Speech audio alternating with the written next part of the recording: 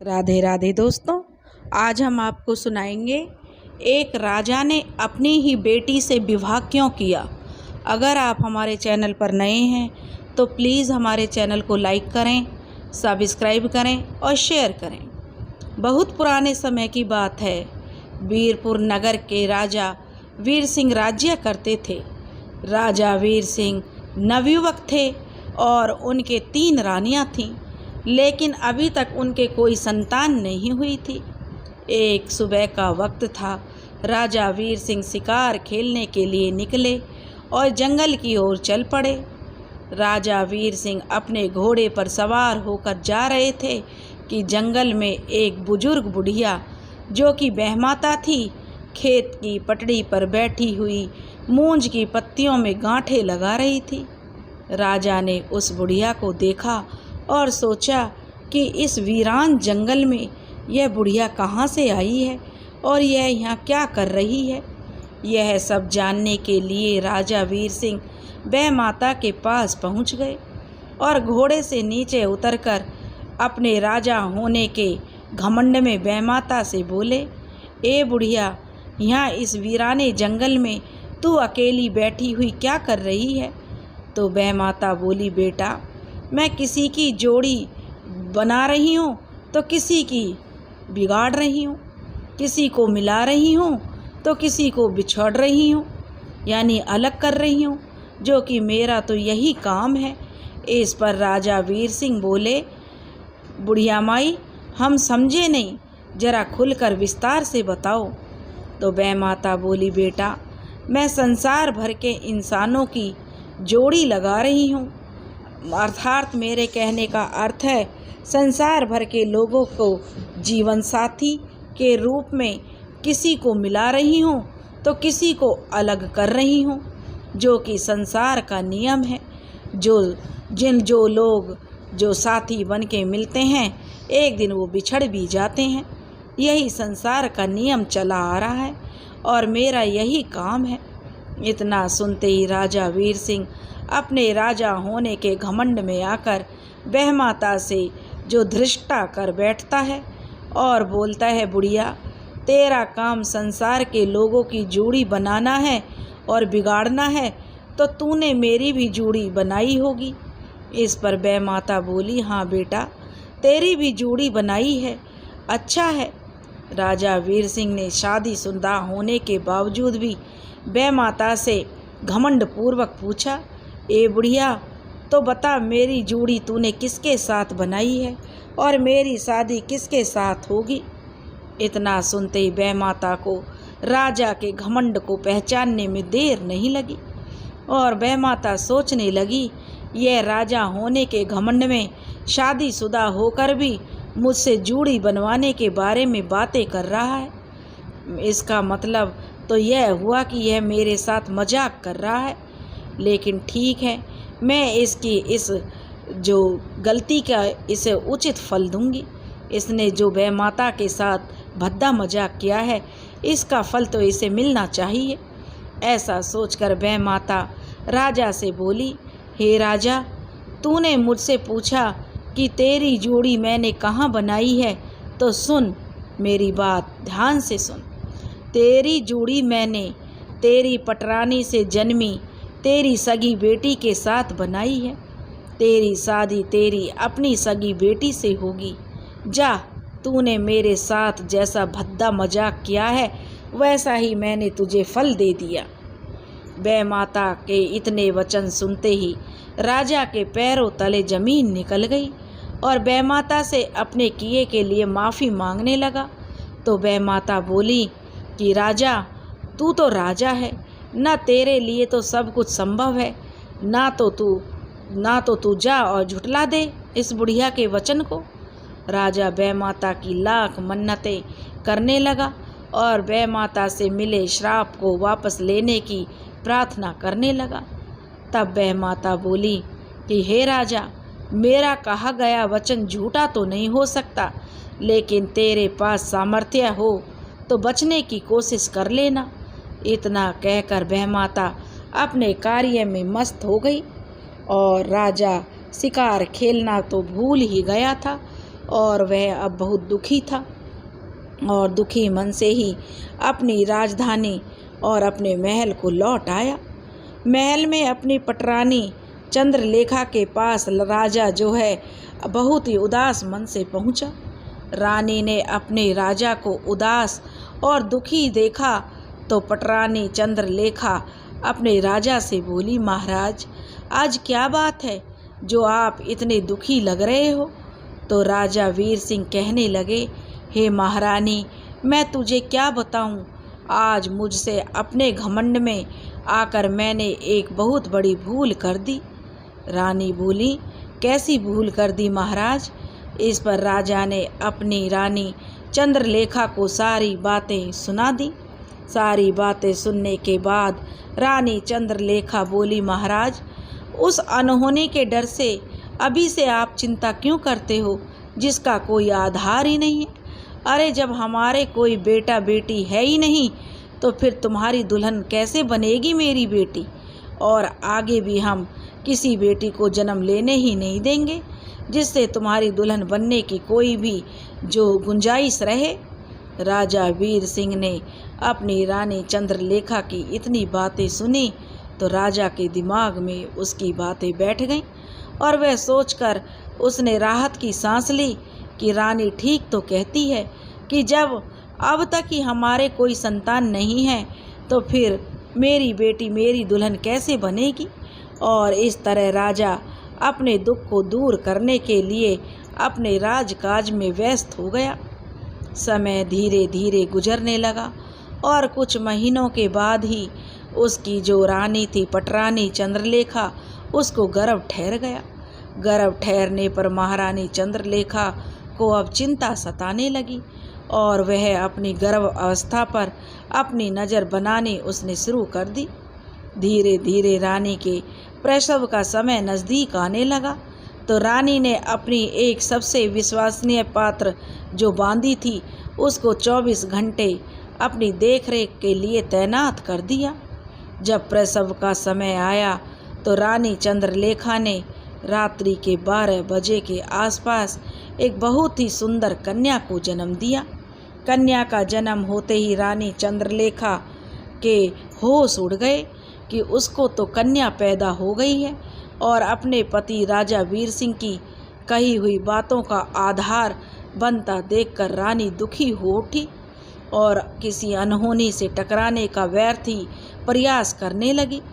कन्या का जन्म होते ही रानी ने अपनी बांदी को आदेश दिया कि बांदी इस कन्या को ले जाकर और मेरे पति के लिए, क्योंकि यह आगे मुसीबत साबित हो, इससे पहले कि यह मेरे पति के लिए कलंक बने, इसके प्राण ले लो और इस कलंक को मिटा दो कहीं जाकर।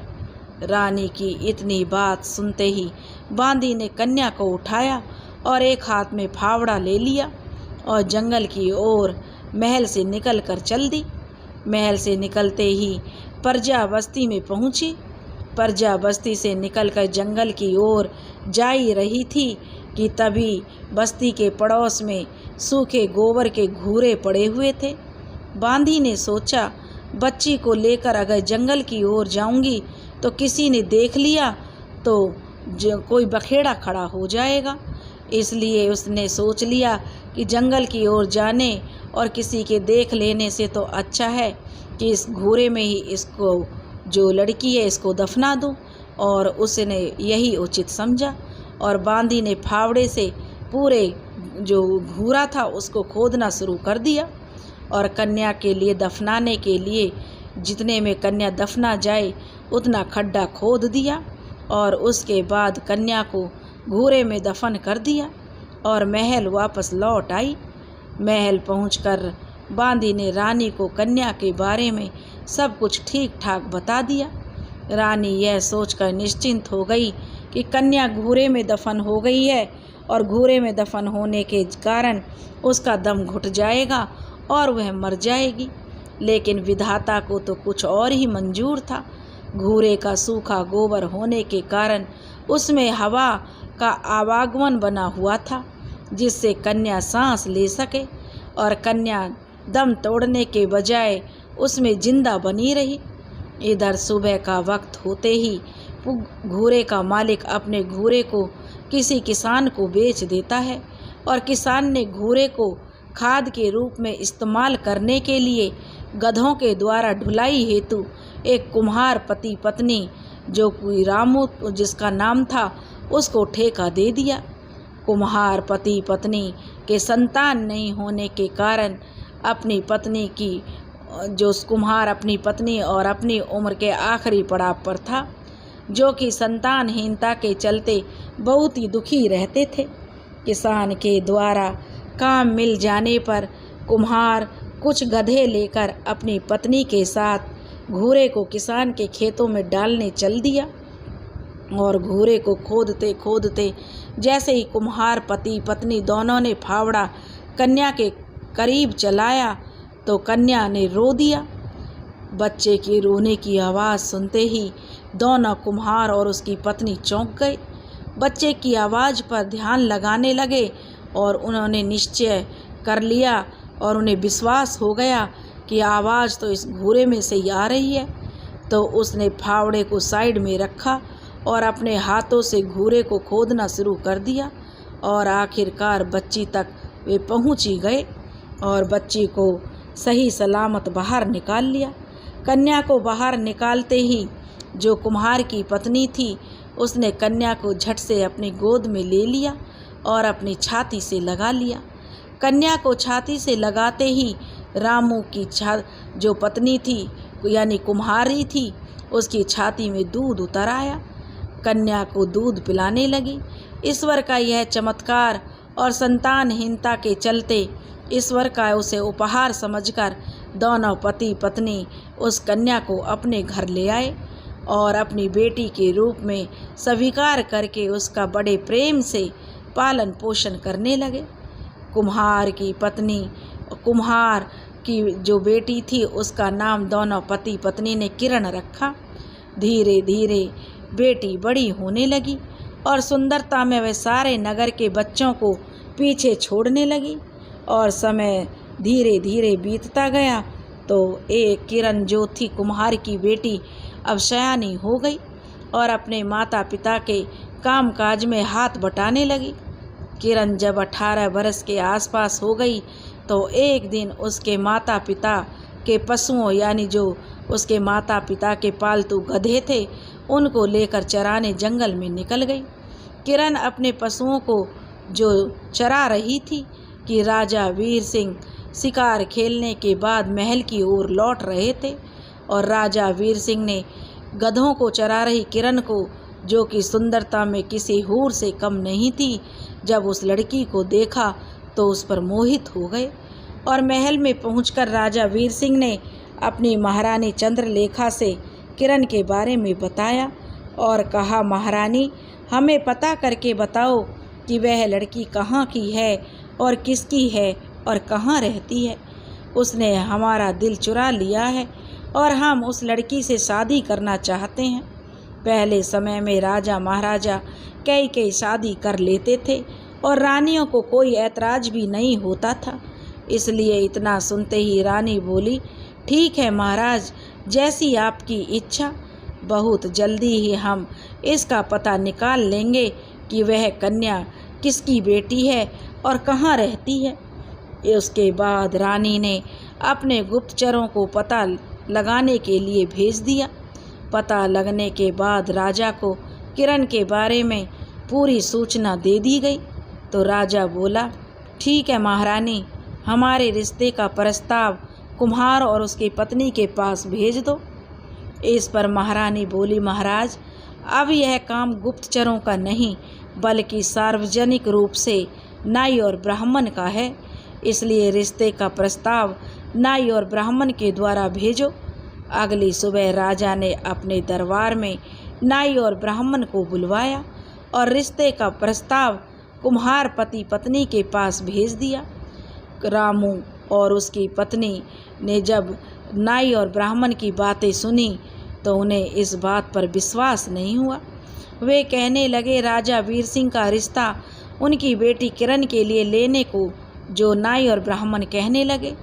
नाई और ब्राह्मण की बात सुनकर जो कुम्हार और उसकी पत्नी बोले कि महोदय, आप यह सब क्या कह रहे हैं? कहाँ राजा वीर सिंह और कहाँ हम? उनकी रियासत के छोटे से नागरिक हैं, हमारी उनकी क्या समानता है? इस पर नाई और ब्राह्मण बोले, नहीं रामू, समानता की कोई बात नहीं है।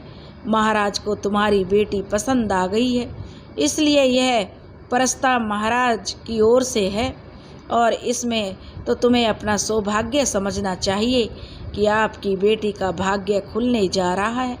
तुम्हारी बेटी जानवरों के पीछे नहीं दौड़ेगी, बल्कि राजघराने में रानी बनकर राज करेगी। रामू और रामू की पत्नी अपनी बेटी के सुखद भविष्य को देखते हुए रिश्ते के लिए मंजूरी दे देते हैं और शादी की तैयारियां जोर शोर से शुरू हो जाती हैं। कुछ दिनों बाद ही शादी हो जाती है। शादी होने के बाद राजा वीर सिंह किरण को दुल्हन के रूप में ब्याह कर लाते हैं और उनकी महारानी चंद्रलेखा किरण और राजा का भव्य स्वागत करती है और अपने पति राजा वीर सिंह की सुहागरात की तैयारियां करती है। शाम का समय था। महल के पड़ोस में एक बकरा और बकरी बंधे हुए थे। दोनों आपस में बातें कर रहे थे और जो रानी चंद्रलेखा थी वह उनकी बातें बड़े गौर से सुन रही थी। बकरा बकरी से बोला, बकरी, कैसा अनर्थ होने को जा रहा है? बकरी बोली, कैसा अनर्थ? तो बकरा कहने लगा, बकरी, ऐसा अनर्थ जो पहले कभी नहीं हुआ था। एक बाप अपनी ही सगी बेटी को दुल्हन बनाकर लाया है। इस पर बकरी बोली, यदि आप सच बोल रहे हैं तो इस कहानी को मुझे पूरी सुनाइए। तो बकरे ने राजा की पूरी दास्तान बकरी को सुना दी, जिसे महारानी चंद्रलेखा बड़े ध्यान से सुन रही थी, और उसने बकरा बकरी की दास्तान को सुनना जारी रखा। बकरी ने पूरी दास्तान सुनने के बाद भगवान से प्रार्थना की, हे भगवान, ऐसा अनर्थ देखकर सुनकर भी अगर हम जिंदा हैं तो हे भगवान, हम आपसे प्रार्थना करते हैं कि आज के बाद आप हमारी बोलने की और सोचने की शक्ति हमसे वापस ले लो, जिससे हम किसी भी अपराध को ना तो सोच पाएंगे और नहीं बोल पाएंगे, जिससे हमें जीने में आसानी होगी। और ऐसा सुना है कि उसी क्षण ईश्वर की मेहर से बकरा और बकरी गूंगे हो गए। रानी चंद्रलेखा ने जब यह नज़ारा देखा तो उसे समझने में अधिक समय नहीं लगा और वह समझ गई यह नई दुल्हन कोई और नहीं बल्कि उसी की बेटी है। तो वह चंद्रलेखा धरती माँ से प्रार्थना करने लगी, हे धरती माँ, मैं इस धरती पर क्यों जिंदा हूँ? इतने बड़े अनर्थ का बोझ मैं कैसे सहन करूँगी? इसलिए मुझे तू अपनी गोद में ले ले माँ।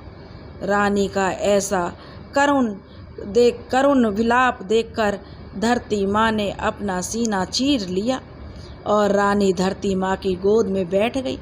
महल के बाकी लोगों ने जब यह नज़ारा देखा तो वे तुरंत दौड़े दौड़े राजा के पास गए और राजा को सूचना दी। सूचना पाते ही राजा रानी के पास दौड़ पड़े और अपनी रानी को धरती में समाते हुए देखा तो रानी से बोले, रानी, यह सब क्या है और मुझे छोड़कर तुम कहाँ जा रही हो? तो रानी बोली, महाराज, जो अपराध हमसे हुआ है, जो अनर्थ हमसे हुआ है, उसका तो एक यही प्रायश्चित है। तो राजा बोला, कैसा अपराध, कैसा प्रायश्चित?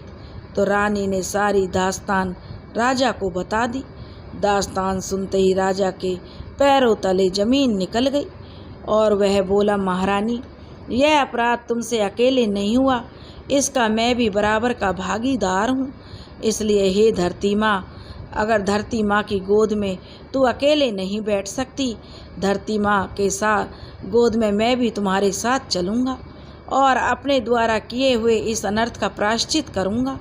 इतना बोलते ही राजा ने मंत्री से एक पत्र मांगा और फिर जिस पर उसने अपनी पूरी दास्तान को नसीहत के तौर पर लिखा और लिखा कि हमारे बाद हमारे राज्य को अपने पालक माता पिता के साथ हमारी बेटी किरण ही संभालेगी।